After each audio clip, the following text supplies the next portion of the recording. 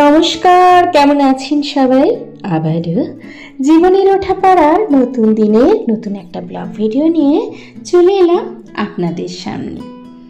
আজকে আইসক্রিম দিয়ে চা বানালাম, সঙ্গে থাকছে সারাদিনের ব্যস্ত রুটিন। চলুন সঙ্গে থাকুন, দেখতে থাকুন। আশা করছি আজকের ভিডিওটাও আপনাদের ভীষণ ভালো লাগবে। সকালে উঠেই স্কুলের জন্য হেলদি টিফিন বানিয়ে নিচ্ছি। ঘরে একটু সিমাই ছিল, তো ঝাল সিমাই করছি।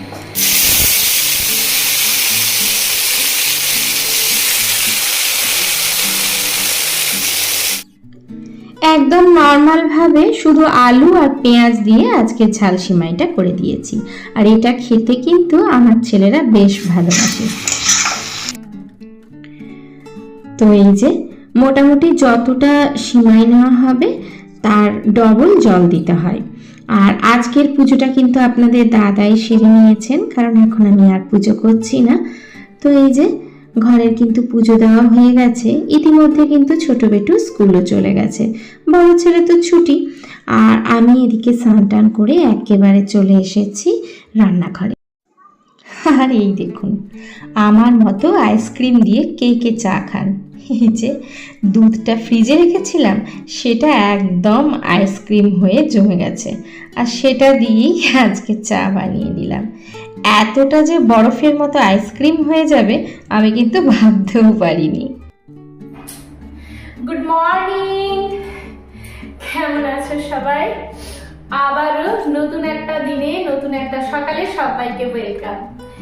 যাই হোক, এখন আমি নিয়ে বসে পড়েছি হচ্ছে চা আর তার সাথে ব্রেড। তো এই পাওগুলো, মাস্কা পাও, এগুলো খেতে আমার ভীষণ ভালো লাগে। আর আজকে আমার শরীরটা একদমই ভালো নেই, ওই জন্য আজকে কিন্তু পুজো আমি দিইনি, আপনাদের দাদাই পুজো দিয়ে দিয়েছেন। তো ঘরের তো সমস্ত কাজ হয়েই গেছে, পুজো যেখানে হয়ে গেছে, বাসি ঘর দোষ সব পরিষ্কার হয়ে গেছে। মোটামুটি রান্না কিছুটা এগিয়ে গেছে বলতে ভাতটা বসিয়ে যেমন করি আর কি, স্নান টান করে ফেলেছি, ভাত বসিয়ে দিয়েছি। আর এখন একটু টাইম পেলাম, এখন একটু খেতে বসে পড়েছি। ছোট মেয়ের স্কুল আছে মানে এক্সাম চলছে, তার জন্য এখন একটু দেরিও হচ্ছে, ব্লগ শুরু করতেও দেরি হচ্ছে, আর সবকিছু একটু দেরি হচ্ছে। যেটুকু পাচ্ছি সেটুকুই শেয়ার করার চেষ্টা করছি আর কি। আসলে এই বাচ্চাদের পরীক্ষা মানে বুঝতেই পারছেন কিরকম অবস্থা। আর তার মধ্যে যদি শরীর না ভালো লাগে, মানে আমার তো আজকে ভীষণ খারাপ লাগছিল, কিন্তু তারপরেও ভাবলাম না, চলো বন্ধুদের সাথে একটুখানি কথা বলে নিই। বাইরে কাজ হচ্ছে, যার জন্য হয়তো আওয়াজ শুনতে পারেন আর কি। তো ভাবলাম চলুন বন্ধুদের সাথে কথা বলে নি। আর হ্যাঁ, আজকে কিন্তু স্পেশাল হচ্ছে বরফ চা, মানে বরফ দিয়ে আইসক্রিম দিয়ে চা বানিয়েছি। আসলে কি হয়েছে, আসলেই আমি না বাইরে এত আওয়াজ হচ্ছে যে কি কথা বলবো, এক এক সময় মনে হয় আদৌ আমার কথা শোনা যাবে তো। এখানে কাজ হচ্ছে, তো তার জন্য সবসময় বেশি কথা বলতেও পারি না, আবার কথা না বলে থাকতেও পারি না।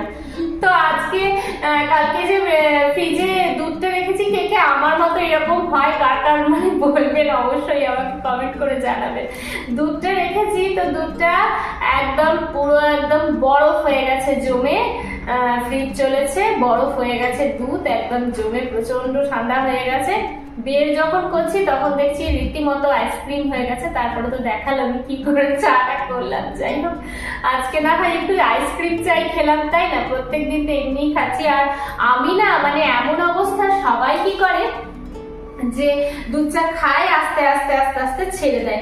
আর আমার এমন অবস্থা, আমি কিন্তু দুধ চা বেশি খেতামই না। মানে আগে আমি তো, প্রথম কথা, আমি তো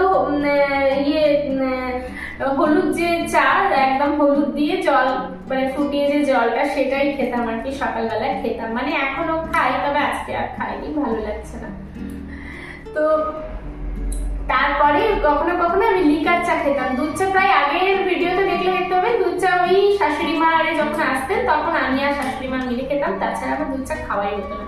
কিন্তু এখন এমন হয়েছে, এখন না আস্তে আস্তে, একদিন দুধ চা খেলাম, দুধটা ছিল দুদিন খেলাম, তারপরে এখন মনে হয় না খাই খাই খাই, মানে এমন জিনিস সত্যি দুধ একবার মনে হচ্ছে না ছেড়ে দেবো, একবার মনে হচ্ছে না খাই, ভালো লাগছে এই আর কি। চলুন সঙ্গে থাকুন, দেখতে থাকুন, আশা করছি ভালো লাগবে। আর যতক্ষণ এই যে আমার প্রিয় খাবারটা খেয়ে নিই। আসলে আজকে ওই যে ইয়ে করেছিলাম, ঝাল সেমাই করেছিলাম, এর জন্যই করেছিলাম, অল্প একটু করেছিলাম, তো ওই জন্য এই ব্রেডটা খেয়ে নিচ্ছি। আর ঝাল সেমাই আমার সেরকম ভাবে ভালো লাগে না, তবে থাকলে খাই, খারাপও লাগে না। চলুন যাই হোক খেয়ে নিয়ে, নয়তো ছোট মেয়ে এখানে চলে আসবে, তারপরে মানে আরো দেরি হয়ে যাবে আর কি। খাবার টাইম বলতে এই টাইমটাই পাই। এদিকে এই যে বেশি করে পেঁয়াজ দিয়ে একটুখানি রসুন, টমেটো, আদা রসুনের পেস্ট, আর হচ্ছে নুন, হলুদ, সাথে হচ্ছে একটুখানি জিরে গুঁড়ো আর হালকা একটু গরম মশলা দিয়ে ভালো করে মশলাটাকে কষিয়ে নিচ্ছি। এই যে এখানে রাজমা আছে, ছোলা আছে, এখানে রাজমা আছে, ছোলা আছে, তারপরে এই ডালগুলো আছে, বিনস ডাল যেগুলো বরবটি কলাই সেগুলো, আর মসুর ডাল, এগুলোকে সেদ্ধ করেছি নুন দিয়ে। এটা কিন্তু আমরা সকালবেলায় প্রত্যেক দিন প্রায় এটা আমাদের খাবার বলতে পারো, সাথে বাদামও আছে। এইটাকে কিন্তু আমি পেস্ট করে নেব। ওদিকে ছোট বেটুও চলে এসেছে, আর এদিকে কিন্তু আমিও রান্না করতে চলে এসেছি। এই যে রাজমা থেকে শুরু করে ডাল, ছোলা সমস্ত কিছুকে কিন্তু খুব ভালো করে পেস্ট করে নিয়েছি। আর ওই যে মশলাটা কষালাম তার উপরে কিন্তু দিয়ে দিলাম এই যে মাখা মাখা জিনিসটা, ভীষণ ভালো লাগে। এই যে এরকম করে কিন্তু ডাল ভর্তায় বলুন, বাটাই বলুন, রাজমা বলুন, ছোলা বলুন, সবকিছুই কিন্তু করা যায় আর খেতে ভীষণ ভালো লাগে। এই যে সেদ্ধটা কিন্তু প্রত্যেক দিন আমি করি, এটা এখনো পর্যন্ত আছে। আর এখান থেকে কিছু আমি গোটা গোটাও দিয়ে দেবো, আর তার জলটাও দিয়ে দেবো, সেটা মুখে পড়লে ভালো লাগবে। আর রাজমা না আমাদের খাওয়া কিন্তু ভীষণ ভালো। নামানোর আগে একটুখানি কাঁচা পেঁয়াজ, বাস ডাল বাটা বলুন, ভর্তা বলুন, রেডি। দুর্দান্ত খেতে হয় কিন্তু এইগুলো যদি গরম ভাতের সাথে মাখিয়ে খাওয়া হয় কি যে ভালো লাগে। আর সব থেকে বড় কথা হচ্ছে যে আমার বাচ্চারাও এই সমস্ত জিনিসগুলো খেতে ভালোবাসে, যেহেতু আমি মাঝে মাঝেই করি, ওর জন্য আমাদের বাড়িতে কিন্তু ভর্তা বলুন, বাটা বলুন, এটা কিন্তু প্রায়শই থাকে। আর বিশেষ করে এই ডাল, রাজমা, ছোলা, বাদাম এগুলো তো থাকেই থাকে, কারণ ঘুম থেকে উঠেই এটা আমার হচ্ছে সেদ্ধ করাটা অভ্যাসে দাঁড়িয়ে গেছে আর কি, দিয়ে দিয়ে এইরকম অবস্থা। এই যে একদম রেডি হয়ে গেছে।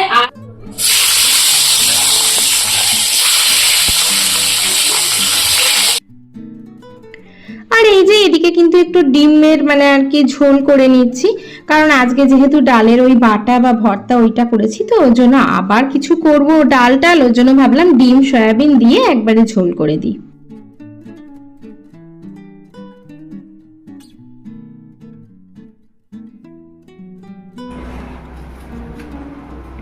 এই চাদরটাকে আর ঠিক করা হয়নি, তো ভাবলাম চলো এখন ঠিক।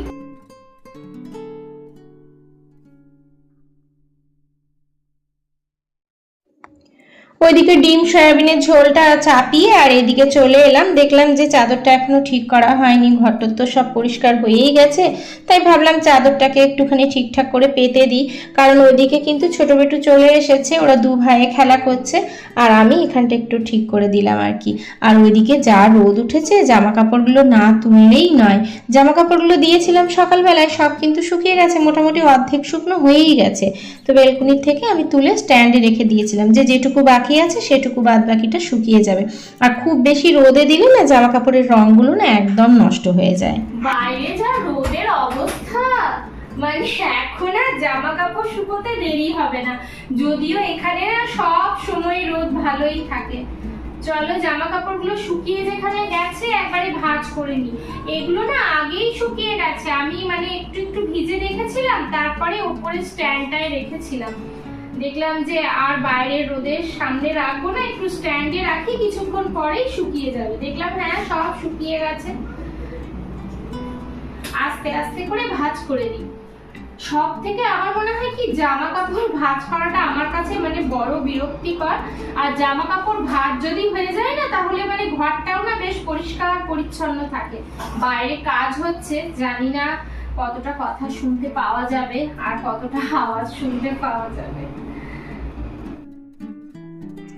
আমি দেখলাম ওরা ওদের মতো খেলছে, ওই জন্য আমি টুক করে তাড়াতাড়ি করে এদিকে এসে বসে পড়লাম জামা কাপড়গুলো ভাঁজ করতে। আর ওইদিকে কিন্তু ডিমের ঝোলটাও চাপিয়ে এসেছি, ওটাও হয়ে যাবে। আজকে না আমি ডিমের আলু দিতেই ভুলে গেছি। যাই হোক, সয়াবিন টয়াবিন দিয়েছি, যখন করা হয়ে গেছে তখন দেখছি আরে আমি ডিমে তো আলুই দিইনি। যাই হোক, মাঝে মাঝে না এরকম হয়েই যায় আমার। আজকে যেহেতু ডালের ওই বাটাটা করেছিলাম, মানে রাজমা ডালের, ওই জন্য কোনো অসুবিধা হয়নি। এদিকে জামা কাপড় ভাঁজ করতে করতে না আমার ডিমের ঝোলটাও রেডি হয়ে গেছে।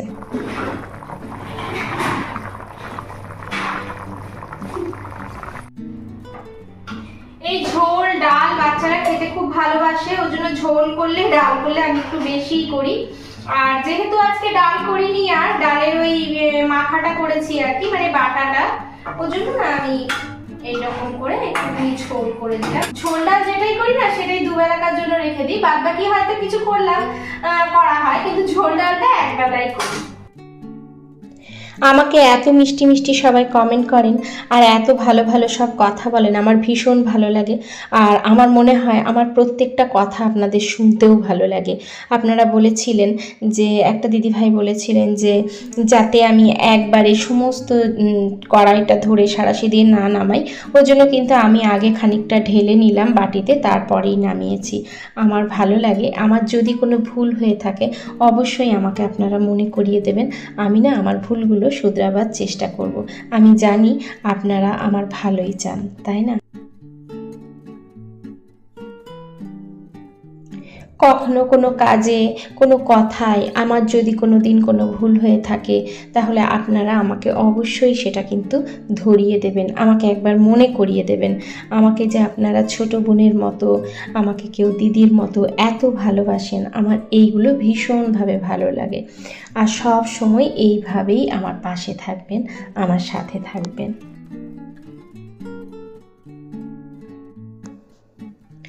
আর এইদিকে বেশ কিছু বাসন তো আমার আগেই মাজা হয়ে যায়, মানে রান্না করতে করতেই যতটা পারি ততটা বাসন কিন্তু আমি টুকটুক করে মেজে দিই আর কি। একটা কিছু বসালাম, টুক করে খানিকটা বাসন হলো, সেটা মেজে দিলাম। টিফিন খাওয়ার বাসনগুলো মেজে দিলাম। এইভাবে কাজগুলো করে নিই বলে কাজটা করতে অত অসুবিধা হয় না। আর ওর জন্য কিন্তু দুটো বাচ্চাকে সামলে কাজগুলো আমি করে উঠতে পারি। আর এদিকে দেখুন, আজকে কিন্তু খাওয়া দাওয়ার পরেই গ্যাসটা মুছছি, কারণ একটু দেরি হয়ে গিয়েছিল, ভাবলাম বাচ্চাদেরকে খেতে দিয়ে দিই। যাই হোক, এখনও যদি আপনারা আমার ভিডিওটা দেখছেন, যদি ভালো লেগে থাকে তাহলে বলবো ছোট্ট একটা লাইক দিয়ে পাশে থাকবেন। যদি বেশি ভালো লেগে থাকে অবশ্যই কিন্তু সাবস্ক্রাইব করে বন্ধু হয়ে পাশে থেকে যাবেন। খেলছিল, এরপরে একটুখানি পড়তে বসিয়েছি, বললাম একটুখানি পড়ে নাও কারণ পড়তে হবে। আর আমার মনে হয় সন্ধ্যেবেলা বেশি পড়ানোর থেকে এখন একটু দৌড়া ঝাপা করছে, একটুখানি বসালেও ভালো। আমিও একটু বসলাম, ওকেও একটু পড়তে বসালাম। লিখে নাও শোনা। প্রত্যেকের জন্য রইল অনেক অনেক ভালোবাসা, রইল আন্তরিক শুভেচ্ছা। যদি একটু বেশি ভালো লেগে থাকে ফ্রেন্ড আর ফ্যামিলির মধ্যে শেয়ার করতে একদম ভুলবেন না। আজকের মতো এখানেই, দেখা হচ্ছে পরবর্তীকালে নতুন একটা ভিডিওর সাথে।